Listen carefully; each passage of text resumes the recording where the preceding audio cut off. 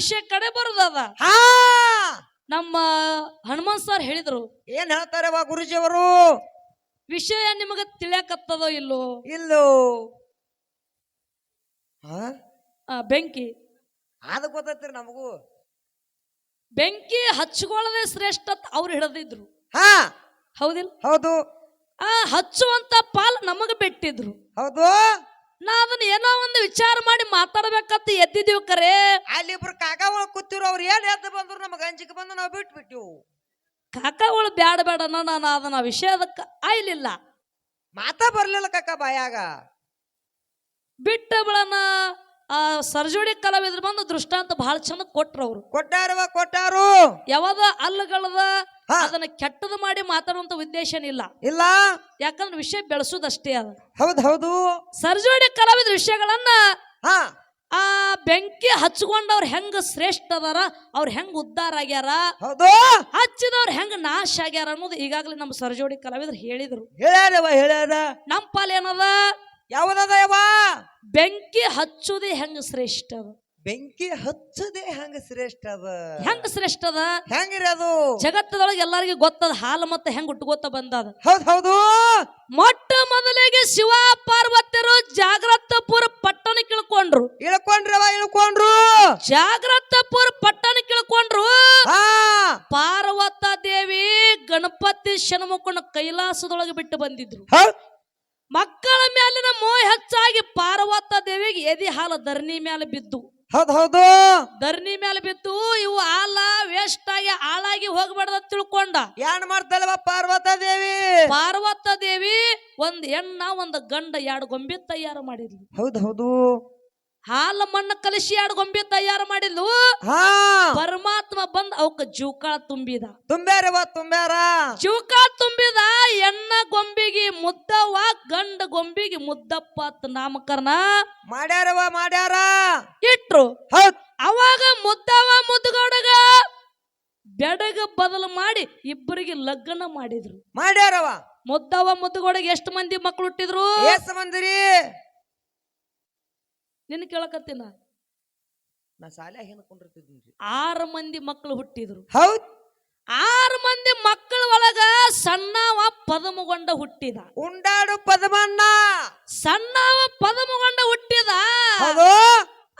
ಸುಮ್ನೆ ಉಂಡು ತಿರುಗಾಡ್ತಿದ್ದೀವ ಪದಮಗೊಂಡ ಊರೊಳಗೆ. ಹೌದು ಹೌದು. ಊರೊಳಗ ಉಂಡು ಅಡ್ಡಾಡ್ತಿದ್ದ.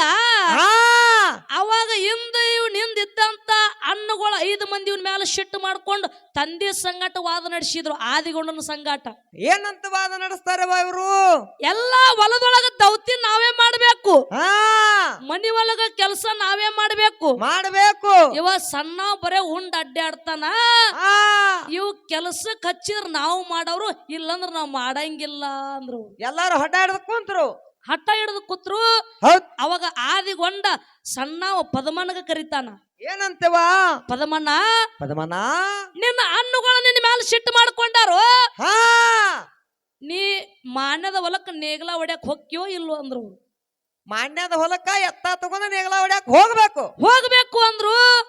ಅವಾಗ ಇದಕ್ಕ ಹೊಲ ಅಂದ್ರು ಗೊತ್ತಿಲ್ಲ, ನೆಲ ಅಂದ್ರು ಗೊತ್ತಿಲ್ಲ, ಆ ನೇಗಲ ಅಂದ್ರು ಗೊತ್ತಿಲ್ಲ ಪದಮಗೊಂಡಾಗ. ಆಯ್ತಪ್ಪ ತಿಳ್ಕೊಂಡು ಮಲ್ಕೊಂಡ. ಮುಂಜಾನೆ ಬೆಳಕಾಯ್ತು. ಆ ನೇಗಲ ಹೆಗಲ ಮೇಲೆ ತಗೊಂಡ ಎತ್ತುಗಳ ಕೈಯಾಗ ಹಿಡ್ಕೊಂಡ. ಆ ಮಾನದ ಹೊಲಕ್ಕ ನೇಗಲ ಹೊಡ್ಯಾಕ ಹೊಂಟ. ಹೋಗ್ಯಾನ. ಅವಾಗ ತಂದೆ ಆದಿಗೊಂಡ ಮಗನಿಗೆ ಹೇಳ್ತಾನ, ಪದಮಣ್ಣ ನೇಗಲ ಹೊಡ್ಯಾಕ ಹೊಂಟಿದೆ ಕರೆ, ಹೊಲದೊಳಗ 3 ಕಣ್ಣಿನ ಹುತ್ತದ, ಹುತ್ತಿಗೆ ನೇಗಲ ಹಚ್ಚಬೇಡ ಅಂದ. ಎಂತ ಸಂದರ್ಭ ಬಂದ್ರು ಅದಕ್ಕೆ ಹಚ್ಚಬೇಡ ಅಂದ. ಆಯ್ತ ತಿಳ್ಕೊಂಡು ಮಾನದ ಹೊಲಕ್ಕ ನೇಗಲ ಹೊಡ್ಯಾಕ ಹೋದ. ಅವಾಗ 1 ಸುತ್ತ ಹೋದ, 2 ಸುತ್ತ ಹೋದ. ಪದಮಗೊಂಡನ ಮನಸ್ಸು ತಡಿಲಿಲ್ಲ. ಏನಾಯ್ತು? 3ನೇ ಸುತ್ತಿಗೆ ಬಂದ. ಆ 3 ಕಣ್ಣಿನ ಹುತ್ತಿಗೆ ನೇಗಲ ಹಚ್ಚಿದ. 3 ಕಣ್ಣಿನ ಹುತ್ತಿಗೆ ನೇಗಲ ಹಚ್ಚಿದ.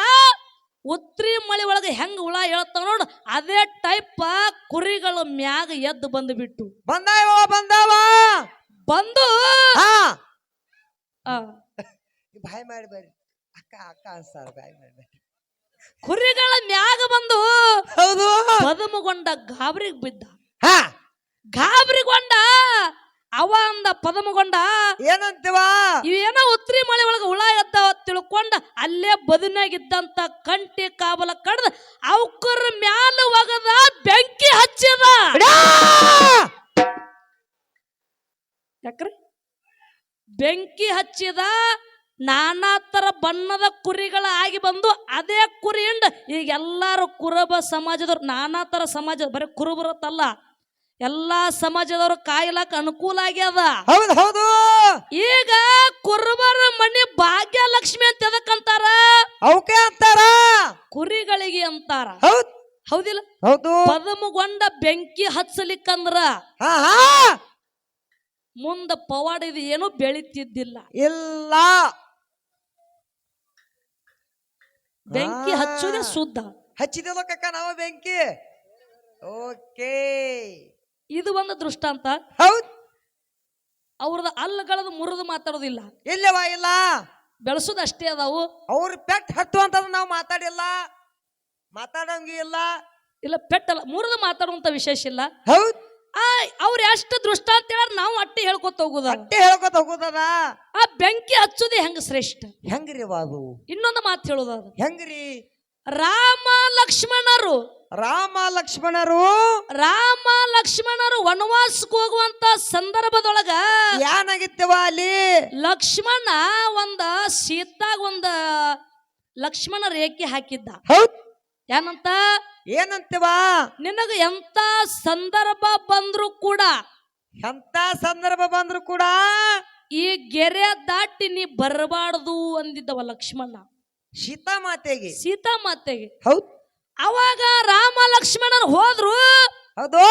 ಅವರು ಹೋಗಿದ್ದು ನೋಡ್ಕೊಂಡು ರಾವಣ ಭಿಕ್ಷಾಂದಿ ಅತ್ತ ಜಂಗಮ ವೇಷ ತೊಟ್ಟು ಬಂದ. ಎಲ್ಲಿಗೆ? ಸೀತಾನ ಮನಿಗೆ. ಸೀತಾಮಾತೆ ಇರುವಂತ ಸ್ಥಳಕ್ಕ ಬಂದ. ಹೌದು. ಆ ಲಕ್ಷ್ಮಣ ರೇಖೆ ಹಾಕಿ ಹೋಗಿದ್ದ. ಹೌದು. ಅಚ್ಚಿ ದಂಡಿಗೆ ರಾವಣ ನಿಂತಿದ್ದ, ಇಚ್ಚಿ ದಂಡಿಗೆ ಸೀತಾಮಾತೆ ನಿಂತಿದ್ರು. ಅವಾಗ ಭಿಕ್ಷಾಂದಿ ಅಂದ ರಾವಣ. ಸೀತಾಮಾತೆ ಭಿಕ್ಷಾ ನೀಡ್ಬೇಕಂತ ತಿಳ್ಕೊಂಡು ಮರದೊಳಗ ಸ್ವಲ್ಪ ಜ್ವಾಳ ಹಾಕೊಂಡು ಬಂದ್ಲು. ಆ ಲಕ್ಷ್ಮಣನ ರೇಖೆ ಗೆರೆ ದಾಟಿ ಭಿಕ್ಷಾ ನೀಡ್ಲಾಕ ಬಂದ್ಲು. ಹೌದು. ಭಿಕ್ಷಾ ನೀಡ್ಲಾಕ ಬಂದ್ಲು. ಹೌದು. ಅದೇ ರಾವಣ ಸೀತಾಮಾತೆನ ಒತ್ಕೊಂಡು ಹೋಗಿಬಿಟ್ಟ. ತಗೊಂಡ್ ಹೋದ್ರವಾ? ಸೀತಾಮಾತೆನ ತಗೊಂಡು ಹೋದ. ಅವಾಗ ಈ ಸುದ್ದಿ ಇದನ್ನ ಯಾರು ಶೋಧ ಮಾಡಿದ್ರು? ಯಾರವ ಅವರು? ಸೀತಾಮಾತೆ ಇಲ್ಲೇ ಅದಾಳ ತಿಳ್ಕೊಂಡು ಹನುಮಂತ ಶೋಧ ಮಾಡ್ಕೊತ ಹೋದ. ಹನುಮಂತ ಶೋಧ ಮಾಡ್ಕೊತ ಹೋದ. ಲಂಕಾ ಪಟ್ಟಣ ಸುಟ್ಟ ಸೀತಾಮಾತೆನ ತಗೊಂಡು ಬಂದ. ಹಚ್ಚುವಲ್ಲಿ ಬೆಂಕಿ. ಅಲ್ಲಿ ಹನುಮಂತ ಬೆಂಕಿ ಹಚ್ಚಲಿಕ್ಕಂದ್ರೆ ಸೀತಾಮಾತೆ ಬರ್ಲಕ್ಕ ಸಾಧ್ಯ ಇದ್ದಿದ್ದಿಲ್ಲ. ಇಲ್ಲ. ಹೌದಿಲ್ಲ? ಹೌದ್. ಆ ಬೆಂಕಿ ಹಚ್ಚಲಿಕ್ಕಂದ್ರೆ ಸೀತಾಮಾತೆ ಅಲ್ಲೇ ರಾಮ ಇಚ್ಚಿಗೆ ಹಾಕಿದ್ದ. ಹೌದು. ಬೆಂಕಿ ಹಚ್ಚಿ ಅಲ್ಲಿ ಎಲ್ಲ ಸರ್ವನಾಶ ಮಾಡಿ ಸೀತಾಮಾತೆನ ಗೆದ್ದು ತಗೊಂಡು ಬಂದ ರಾಮಗ ಒಪ್ಸ್ಯಾನ. ಹೌದಾ?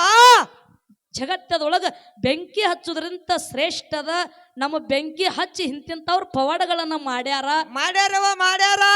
ಬಹಳ ಮಾತಾಡಿ ದೈವಕ್ಕೆ ಬೇಸರುವಂತ ವಿಶೇಷ ಇಲ್ಲ. ಇಲ್ಲ. ಇದೇನು ವಿಷಯ ಅರ್ಥ ಆಗಿಲ್ಲ ಅಂತಿಲ್ಲ, ಎಲ್ಲ ಅರ್ಥ ಆಗ್ಯದ. ಬರೀ ಮಾತ್ನಾಗ ಬೆಂಕಿ ಹಚ್ಚುದು ಬೇಡ, ಕರೆ ಬೆಂಕಿ ಹಚ್ಕೋತ ಹೋಗುದದ. ಯಾಕಂದ್ರ ಮಾತ್ನಾಗ ಬೆಂಕಿ ಅಂದ್ರ ಪಾಳ. ಯಾಕಂದ್ರ ಮಾತ್ನಾಗ ಬ್ಯಾಳೆ ಬೇರೆ ಬೆಂಕಿ ಇರ್ತಾವ. ಹೌದಾ? ಅದು ಸರಿ ಅನ್ಸಲ್ಲ. ಇಲ್ಲ, ಕರೆ ಬೆಂಕಿ ಹಚ್ಕೋತಾನ ಹೋಗುದದ. ಇರ್ಲಿ, ಮತ್ತ ಮುಂದಿನ ಸಂಧಿಗೆ ನೀವು ಹಚ್ಕೊಂಡವ್ರು ಹೆಂಗ ಆರಿಸ್ಕೋತೀರಿ? ನೀರ್ ಹಾಕೊಂಡ್ ಬಿಡ್ತಾರವ. ಇಲ್ಲ, ಅದು ಹೆಂಗ ಅವ್ರದ್ದು ಗೊತ್ತಾಗ್ತದ. ಹೌದು.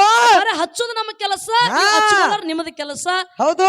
ಮುಂದಿನ ಸಂಧಿಗೆ ಮತ್ತ ಅಣ್ಣ ಹೆಂಗ ಬರ್ತಾರ ಆ ದಾರಿ ನೋಡ್ಕೊಂಡು ಮಾತಾಡು ಅಂತ ಹೇಳಿ ಈಗ ಬಹಳ ಮಾತಾಡುವಂತ ವಿಶೇಷ ಇಲ್ಲ. ನಾಲ್ಕು ಕ್ಯಾಲಿ ಅಂದು ಸರ್ ಜೋಡಿ ಕಲಾವಿದ್ರಿ ಪಾಳೆ ಕೊಡು. ಓಕೆ.